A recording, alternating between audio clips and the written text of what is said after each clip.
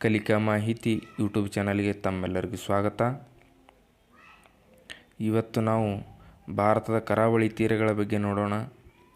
ಕರಾವಳಿಯ ಬಗ್ಗೆ ಏನೇನಪ್ಪ ಅಂದ್ರೆ ಕರಾವಳಿಯ ಉದ್ದಗಳು, ಪೂರ್ವ ಕರಾವಳಿಯ ಬಗ್ಗೆ, ಪಶ್ಚಿಮ ಕರಾವಳಿಗಳ ಬಗ್ಗೆ, ಕರಾವಳಿಯ ಬೇರೆ ಹೆಸರುಗಳು, ಕರಾವಳಿಯ ವಿಶೇಷ ಅಂಶಗಳು.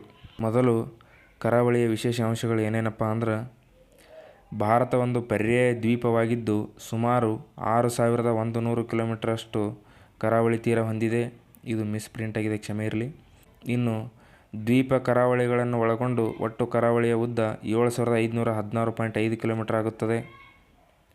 ಭಾರತದ ಕರಾವಳಿ ಒಟ್ಟು 9 ರಾಜ್ಯಗಳಲ್ಲಿ ಹಂಚಿಕೆಯಾಗುವುದನ್ನು ನಾವು ಕಾಣಬಹುದು. ಇನ್ನು ಪಶ್ಚಿಮದ 5 ರಾಜ್ಯಗಳು ಮತ್ತು ಪೂರ್ವದ 4 ರಾಜ್ಯಗಳು ಕರಾವಳಿ ತೀರವನ್ನು ಹೊಂದಿವೆ. ಈ 9 ರಾಜ್ಯಗಳಲ್ಲಿ 5 ರಾಜ್ಯಗಳು ಪಶ್ಚಿಮಕ್ಕೆ ಮತ್ತು 4 ರಾಜ್ಯಗಳು ಪೂರ್ವಕ್ಕೆ ಕರಾವಳಿ ಹಂಚಿಕೊಂಡಿವೆ. ಇನ್ನು ವಿಶೇಷ ಅಂಶ ಏನಂದ್ರೆ ಈ ಸಂಪೂರ್ಣ ಕರಾವಳಿಯ ರಕ್ಷಣಾ ಜವಾಬ್ದಾರಿ ಯಾರ್ದಪ್ಪ ಅಂದ್ರೆ ಕರಾವಳಿ ರಕ್ಷಣಾ ಪಡೆಯದ್ದು. ಈ ಕರಾವಳಿ ರಕ್ಷಣಾ ಪಡೆ ಆಗಸ್ಟ್ 18, 1978ರಂದು ಭಾರತ ಸರ್ಕಾರ ಸ್ಥಾಪನೆ ಮಾಡಿದೆ. ಸಂಪೂರ್ಣ ಕರಾವಳಿಯಲ್ಲಿ ಅಕ್ರಮ ನುಸುಳುವಿಕೆ, ಯಾವುದೇ ಅಕ್ರಮ ವ್ಯವಹಾರ ನಡೆಯದಂತೆ ನೋಡಿಕೊಳ್ಳುವ ಜವಾಬ್ದಾರಿ ಯಾರ್ದಪ್ಪ ಅಂದ್ರೆ ಅದು ಕರಾವಳಿ ರಕ್ಷಣಾ ಪಡೆಯದ್ದು. ಇನ್ನು ಪರ್ಯಾಯ ದ್ವೀಪ ಏನಪ್ಪ ಅಂದ್ರೆ 3 ಕಡೆ ಸಮುದ್ರ ಅಥವಾ ಸಾಗರಗಳಿದ್ದು ಒಂದು ಭೂಪ್ರದೇಶ ಆ ಸಾಗರದಲ್ಲಿ ವ್ಯಾಪಿಸಿದರೆ ಅದನ್ನು ಪರ್ಯಾಯ ದ್ವೀಪ ಎಂದು ಕರೆಯುತ್ತಾರೆ. ಅದರಂತೆ ನಮ್ಮ ಭಾರತದ ದಕ್ಷಿಣ ಭಾಗದ ಈ ತ್ರಿಕೋನಾಕಾರದ ಭಾಗ ಸಮುದ್ರದಲ್ಲಿ ವ್ಯಾಪಿಸಿದೆ. ಇದರಿಂದ ಇದನ್ನು ಭಾರತ ಒಂದು ಪರ್ಯಾಯ ದ್ವೀಪ ಎಂದು ಕರೆಯುತ್ತಾರೆ. ಭಾರತದ ಪೂರ್ವಕ್ಕೆ ಬಂಗಾಳ ಕೊಲ್ಲಿ, ದಕ್ಷಿಣಕ್ಕೆ ಹಿಂದೂ ಮಹಾಸಾಗರ, ಪಶ್ಚಿಮಕ್ಕೆ ಅರಬ್ಬಿ ಸಮುದ್ರ, ಉತ್ತರಕ್ಕೆ ಹಿಮಾಲಯ ಪರ್ವತಗಳು ಕಾಣಬಹುದು. ಭಾರತದ ಕರಾವಳಿ ಗುಜರಾತ್ ರಾಜ್ಯದಿಂದ ಪಶ್ಚಿಮ ರಾಜ್ಯದವರೆಗೆ 6100 ಕಿಲೋಮೀಟರ್ ವ್ಯಾಪಿಸಿದ್ದು, ಇನ್ನು ಅಂಡಮಾನ್ ನಿಕೋಬಾರ್ ಮತ್ತು ಲಕ್ಷದ್ವೀಪಗಳು ಎರಡೂ ಸೇರಿದರೆ 7516 ಕಿಲೋಮೀಟರ್ ಕರಾವಳಿ ತೀರ ಆಗ್ತದೆ. ಇನ್ನು ಈ 9 ರಾಜ್ಯಗಳಲ್ಲಿ ಪಶ್ಚಿಮಕ್ಕೆ ಯಾವ ರಾಜ್ಯಗಳದಾವ, ಪೂರ್ವಕ್ಕೆ ಯಾವ ರಾಜ್ಯಗಳದಾವ ಅಂತ ನೋಡಬೇಕಾದ್ರೆ ಪಶ್ಚಿಮಕ್ಕೆ 5 ರಾಜ್ಯಗಳು ಕಂಡು ಬರ್ತಾವೆ. ಆ 5 ರಾಜ್ಯಗಳು ಯಾವಂದ್ರೆ ಮೊದಲನೆಯದು ಗುಜರಾತ್, ಮಹಾರಾಷ್ಟ್ರ, ಗೋವಾ, ಕರ್ನಾಟಕ, ಕೇರಳ. ನಮ್ಮ ಕರ್ನಾಟಕ ಭಾರತದ ಪಶ್ಚಿಮ ಕರಾವಳಿಯ ರಾಜ್ಯಗಳಲ್ಲಿ ಬರ್ತದೆ. ಇನ್ನು ಪೂರ್ವದ 4 ರಾಜ್ಯಗಳು ಯಾವಂದ್ರೆ ಅದು ತಮಿಳುನಾಡು, ಆಂಧ್ರ ಪ್ರದೇಶ, ಒಡಿಸ್ಸಾ ಮತ್ತು ಪಶ್ಚಿಮ ಬಂಗಾಳ. ಇವು 4 ರಾಜ್ಯಗಳು ಪೂರ್ವಕ್ಕೆ ಕಂಡು ಬಂದ್ರೆ ಇವು 5 ರಾಜ್ಯಗಳು ಪಶ್ಚಿಮಕ್ಕೆ ಕಂಡು ಬರ್ತವೆ. ಇನ್ನು ಮೊದಲನೆಯದಾಗಿ ಗುಜರಾತ್ ರಾಜ್ಯದ ಕರಾವಳಿ ಬಗ್ಗೆ ನೋಡೋಣ. ಗುಜರಾತ್ ಕರಾವಳಿಯನ್ನು ಕಚ್ ಕರಾವಳಿ ಎಂದು ಕರೆಯುವರು. ಇದು 1600 ಕಿಲೋಮೀಟರ್ ಉದ್ದದ ಕರಾವಳಿ ಹೊಂದಿದ್ದು ದೇಶದ ಅತಿ ಉದ್ದದ ಕರಾವಳಿ ತೀರ ಹೊಂದಿರುವ ರಾಜ್ಯವಾಗಿದೆ. ಈ ಗುಜರಾತ್ ಕರಾವಳಿಯನ್ನು ಕಚ್ ಕರಾವಳಿ ಎಂದು ಕರೆಯುತ್ತಾರೆ. ಗುಜರಾತ್ ರಾಜ್ಯ ಕರಾವಳಿ 1600 ಕಿಲೋಮೀಟರ್ ಉದ್ದವಾಗಿದೆ. ಇದು ದೇಶದ ಅತಿ ಉದ್ದದ ಕರಾವಳಿ ಹೊಂದಿರುವ ರಾಜ್ಯ ಯಾವುದಪ್ಪ ಅಂದ್ರೆ ಅದು ಗುಜರಾತ್ ಕರಾವಳಿಯಾಗಿದೆ. ಇನ್ನು ಗುಜರಾತ್ ಕರಾವಳಿಯಲ್ಲಿ ಅತಿ ಹೆಚ್ಚು ಉಪ್ಪು ಮತ್ತು ಮೀನು ಉತ್ಪಾದನೆ ಮಾಡಲಾಗುತ್ತದೆ. ಇನ್ನು ಕಚ್ ತೀರದಲ್ಲಿ ನಾಲ್ ಸರೋವರ ಕಂಡುಬರುತ್ತದೆ. ಇದನ್ನು ಹೆಪ್ಪುಗಟ್ಟುವ ಸರೋವರ ಎನ್ನುವರು. ಗುಜರಾತ್ ರಾಜ್ಯದ ನಾಲ್ ಸರೋವರವನ್ನು ಹೆಪ್ಪುಗಟ್ಟುವ ಸರೋವರ ಎಂದು ಕರೆಯಲಾಗುತ್ತದೆ. ಇನ್ನು ನೆಕ್ಸ್ಟ್, ನಾಲ್ ಸರೋವರ ದಡದಲ್ಲಿ ರಣ ಉತ್ಸವ ನಡೆಯುತ್ತದೆ. ಗುಜರಾತ್ ರಾಜ್ಯದಲ್ಲಿ ರಣ ಉತ್ಸವ ನಡೆಯುತ್ತದೆ. ಈ ರಣ ಅಂದರೆ ಗುಜರಾತ್ ಭಾಷೆಯಲ್ಲಿ ಮರುಭೂಮಿ ಅಂತರ್ಥ. ಈ ಮರುಭೂಮಿ ಉತ್ಸವ ಗುಜರಾತ್ ರಾಜ್ಯದಲ್ಲಿ ನಡೆಯುತ್ತದೆ. ಇನ್ನು ವಿಶ್ವದ ಮೊದಲ ಬಂದರು ಲೋಥಾಲ್ ಬಂದರು ಗುಜರಾತ್ ರಾಜ್ಯದ ಕರಾವಳಿಯಲ್ಲಿ ಕಂಡುಬರುತ್ತದೆ. ಈ ಲೋಥಾಲ್ ಬಂದರು ಯಾವಾಗಿಂದಪ್ಪ ಅಂದ್ರೆ ಇದು ಸಿಂಧೂ ನಾಗರಿಕತೆ ಕಾಲದ ಲೋಥಾಲ್ ಬಂದರು. ಕಾಂಡ್ಲಾ ಮತ್ತು ಅಲಾಂಗ್ ಬಂದರು ಪ್ರಸಿದ್ಧವಾಗಿದ್ದು ಅಲಾಂಗ್ ಬಂದರು ಹಡಗು ಒಡೆಯುವ ದೊಡ್ಡ ಬಂದರು ಆಗಿದೆ. ಗುಜರಾತ್ ಕರಾವಳಿಯಲ್ಲಿ ಕಾಂಡ್ಲಾ ಬಂದರು ಪ್ರಮುಖವಾಗಿದ್ದು ಇನ್ನು ಈ ಅಲಾಂಗ್ ಬಂದರು ದೇಶದ ಅತಿ ದೊಡ್ಡ ಹಡಗು ಒಡೆಯುವ ಬಂದರಾಗಿ ಕಂಡುಬರುತ್ತದೆ. ನೆಕ್ಸ್ಟ್, ಮಹಾರಾಷ್ಟ್ರ ಕರಾವಳಿ. ಮಹಾರಾಷ್ಟ್ರ ಕರಾವಳಿಯನ್ನು ಕೊಂಕಣ ತೀರ ಎಂದು ಕರೆಯುವರು. ಮಹಾರಾಷ್ಟ್ರ ಕರಾವಳಿ 760 ಕಿಲೋಮೀಟರ್ ಉದ್ದವಾಗಿದ್ದು ಭಾರತದ ಹೆಬ್ಬಾಗಿಲು ಮುಂಬೈ ಬಂದರು ಹೊಂದಿದೆ. ಈ ಮಹಾರಾಷ್ಟ್ರ ಕರಾವಳಿಯಲ್ಲಿ ಮುಂಬೈ ಬಂದರು ಕಂಡು ಬಂದಿದ್ದು ಈ ಮುಂಬೈ ಬಂದರನ್ನು ಭಾರತದ ಹೆಬ್ಬಾಗಿಲು ಎನ್ನುತ್ತಾರೆ. ಇನ್ನು ಮುಂಬೈ ನಗರ ಸಪ್ತ ದ್ವೀಪಗಳ ನಗರ ಎಂದು ಕರೆಯಲಾಗುತ್ತದೆ. ಮುಂಬೈ ನಗರವನ್ನು ಭಾರತದ ವಾಣಿಜ್ಯ ನಗರ ಎಂದು ಕರೆಯಲಾಗುತ್ತದೆ.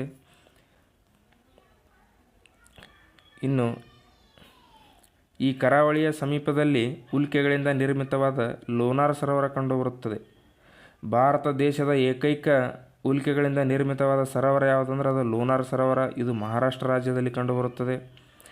ಇನ್ನು ಅತಿ ಹೆಚ್ಚು ಸವೆತಕ್ಕೆ ಒಳಗಾದ ಕರಾವಳಿ ಯಾವುದಂದ್ರೆ ಅದು ಕೊಂಕಣ ಕರಾವಳಿ. ಭಾರತದ ಆಧುನಿಕ ರೀತಿಯಲ್ಲಿ ನಿರ್ಮಿಸಿದ ನವಶೇವಾ ಬಂದರು ಕೂಡ ಕಂಡುಬರುತ್ತದೆ. ಈ ಮಹಾರಾಷ್ಟ್ರ ಕರಾವಳಿಯಲ್ಲಿ ಮುಂಬೈ ಬಂದರಿನ ಒತ್ತಡವನ್ನು ತಗ್ಗಿಸಲು ನವಶೇವಾ ಬಂದರನ್ನು ನಿರ್ಮಿಸಲಾಗಿದೆ. ಇದು ಆಧುನಿಕ ರೀತಿಯಲ್ಲಿ ಆಧುನಿಕ ಸೌಲಭ್ಯಗಳನ್ನು ಹೊಂದಿದ್ದು, ಇದನ್ನು ಆಧುನಿಕ ಉಗ್ರಾಣ ಮತ್ತು ನೆಹರು ಬಂದರು ಎಂದು ಕರೆಯಲಾಗುತ್ತದೆ. ಬಾಂಬೆ ಹೈ ಎಂಬಲ್ಲಿ ಪೆಟ್ರೋಲಿಯಂ ಉತ್ಪನ್ನಗಳು ದೊರೆಯುತ್ತವೆ. ಮುಂಬೈ ಸಮೀಪ ಸಮುದ್ರದಲ್ಲಿ ಪೆಟ್ರೋಲಿಯಂ ನಿಕ್ಷೇಪ ಸಿಕ್ಕಿದ್ದು ಅದನ್ನು ಬಾಂಬೆ ಹೈ ಎಂದು ಕರೆಯಲಾಗುತ್ತದೆ. ನೆಕ್ಸ್ಟ್ ಗೋವಾ ಕರಾವಳಿ. ಗೋವಾ ಕರಾವಳಿಯನ್ನು ಕೊಂಕಣ ತೀರ ಎಂದು ಕರೆಯಲಾಗುತ್ತದೆ. ಮಹಾರಾಷ್ಟ್ರ ಮತ್ತು ಗೋವಾ ಕರಾವಳಿ ಎರಡನ್ನು ಸೇರಿ ಕೊಂಕಣ ತೀರ ಎಂದು ಕರೆಯಲಾಗುತ್ತದೆ. ಇನ್ನು ಗೋವಾ ಕರಾವಳಿ 100 ಕಿಲೋಮೀಟರ್ ಉದ್ದ ಹೊಂದಿದ್ದು ಅತಿ ಚಿಕ್ಕ ಕರಾವಳಿ ಹೊಂದಿರುವ ರಾಜ್ಯವಾಗಿದೆ. ದೇಶದಲ್ಲಿ ಅತ್ಯಂತ ಚಿಕ್ಕ ಕರಾವಳಿ ಹೊಂದಿರುವ ರಾಜ್ಯ ಯಾವುದಪ್ಪ ಅಂದ್ರೆ ಅದು ಗೋವಾ ಕರಾವಳಿ. ಇನ್ನು ಕೊಂಕಣ ತೀರದಲ್ಲಿ ಪ್ರಸಿದ್ಧ ಗೋವಾ ಬಂದರು ಕಾಣಬಹುದು. ಇದನ್ನು ಕಾನೂನು ವಿರೋಧಿ ಬಂದರು ಎಂದು ಕರೆಯುವರು. ಇದನ್ನು ಕಾನೂನು ವಿರೋಧಿ ಬಂದರು ಎಂದು ಕರೆಯಲು ಕಾರಣ ಏನಂದ್ರೆ ಇಲ್ಲಿ ಅಕ್ರಮವಾಗಿ ಮದ್ಯ, ಅಫೀಮು ಆಮದು ಮತ್ತು ರಫ್ತು ಆಗುವುದರಿಂದ ಇದನ್ನು ಕಾನೂನು ವಿರೋಧಿ ಬಂದರು ಅಥವಾ ವಿಷಕಾರಿ ಬಂದರು ಎಂದು ಕರೆಯುವರು. ಗೋವಾ ಕರಾವಳಿ ಬೀಚ್ಗಳಿಗೆ ಪ್ರಸಿದ್ಧವಾಗಿದ್ದು ಅಂಜನಾ, ಕಲ್ಲಮ್ಮಗುಡ್ಡ, ಬಾಗ್ ಬೀಚ್ಗಳು ಕಂಡುಬರುತ್ತವೆ. ಈ ಬೀಚ್ಗಳಿಗೆ ಭೇಟಿ ನೀಡಲು ದೇಶ ವಿದೇಶಗಳಿಂದ ಲಕ್ಷಾಂತರ ಪ್ರವಾಸಿಗರು ಬರುತ್ತಾರೆ. ದೇಶದಲ್ಲೇ ಏಕ ನಾಗರಿಕ ಸಂಹಿತೆ ಹೊಂದಿರುವ ಏಕೈಕ ರಾಜ್ಯ ಯಾವುದಪ್ಪ ಅಂದ್ರೆ ಅದು ಗೋವಾ ರಾಜ್ಯವಾಗಿದೆ. ಕರ್ನಾಟಕದ ಕರಾವಳಿ. ಕರ್ನಾಟಕ ಕರಾವಳಿಯನ್ನು ಕೆನರಾ ತೀರ ಅಥವಾ ಮ್ಯಾಕರಲ್ ತೀರ ಎನ್ನುವರು. ಈ ಮ್ಯಾಕರಲ್ ತೀರ ಯಾಕೆ ಕರೀತಾರಪ್ಪ ಅಂದ್ರೆ ಕರ್ನಾಟಕದ ಕರಾವಳಿಯಲ್ಲಿ ಮ್ಯಾಕರಲ್ ತಳಿಯ ಮೀನುಗಳು ಅತಿ ಹೆಚ್ಚು ಉತ್ಪಾದನೆಯಾಗುವುದರಿಂದ ಕರ್ನಾಟಕದ ಕರಾವಳಿಯನ್ನು ಮ್ಯಾಕರಲ್ ತೀರ ಎನ್ನುವರು. ಕರ್ನಾಟಕದ ಕರಾವಳಿ 320 ಕಿಲೋಮೀಟರ್ ಉದ್ದವಾಗಿದ್ದು ಉತ್ತರದ ಕಾರವಾರದಿಂದ ದಕ್ಷಿಣದ ಮಂಗಳೂರಿನವರೆಗೆ ವ್ಯಾಪಿಸಿದೆ. 24 ಕಿಲೋಮೀಟರ್ ಅಗಲವಾಗಿದ್ದು ಉತ್ತರ ಕನ್ನಡ, ಉಡುಪಿ, ದಕ್ಷಿಣ ಕನ್ನಡ ಜಿಲ್ಲೆಯಲ್ಲಿ ವ್ಯಾಪಿಸಿದೆ. ಕರ್ನಾಟಕದ ಕರಾವಳಿಯಲ್ಲಿ ಸೀಬರ್ಡ್ ನೌಕಾನೆಲೆ ಕಾರವಾರದ ಕಡಲ ತೀರದಲ್ಲಿ ಕಾಣಬಹುದು. ಭಾರತದ ಅತಿ ದೊಡ್ಡ ನೌಕಾನೆಲೆಯಾಗಿದ್ದು ಇದನ್ನು ಕದಂಬ ನೌಕಾನೆಲೆ ಎಂದು ಕರೆಯುವರು. ನೆಕ್ಸ್ಟ್ ಕುಂದಾಪುರದಲ್ಲಿ ಕರ್ನಾಟಕದ ಅತಿ ದೊಡ್ಡ ಮ್ಯಾಂಗ್ರೋವ್ ಕಾಡುಗಳಿವೆ. ನಮ್ಮ ಕರ್ನಾಟಕದಲ್ಲಿ ಕುಂದಾಪುರದಲ್ಲಿ ಅತಿ ದೊಡ್ಡ ಮ್ಯಾಂಗ್ರೋವ್ ಕಾಡುಗಳು ಕಂಡು ಬಂದರೆ ಭಾರತದಲ್ಲಿ ಪಶ್ಚಿಮ ಬಂಗಾಳದಲ್ಲಿ ಅತಿ ದೊಡ್ಡ ಮ್ಯಾಂಗ್ರೋವ್ ಕಾಡುಗಳು ಕಂಡು ಬರುತ್ತವೆ. ಇನ್ನು Rabindranath Tagore beach, Gokarna beach, Maravanthe beach ಮುಂತಾದ ಬೀಚ್ಗಳು ಕೂಡ ಕರ್ನಾಟಕದ ಕರಾವಳಿಯಲ್ಲಿ ಕಾಣಬಹುದು. ಕರ್ನಾಟಕದ ಕರಾವಳಿ ಭಾಗದಲ್ಲಿ ಅತಿ ಹೆಚ್ಚು ಮಾತನಾಡುವ ಭಾಷೆ ಅಂದರೆ ಅದು ತುಳು ಭಾಷೆಯಾಗಿದೆ.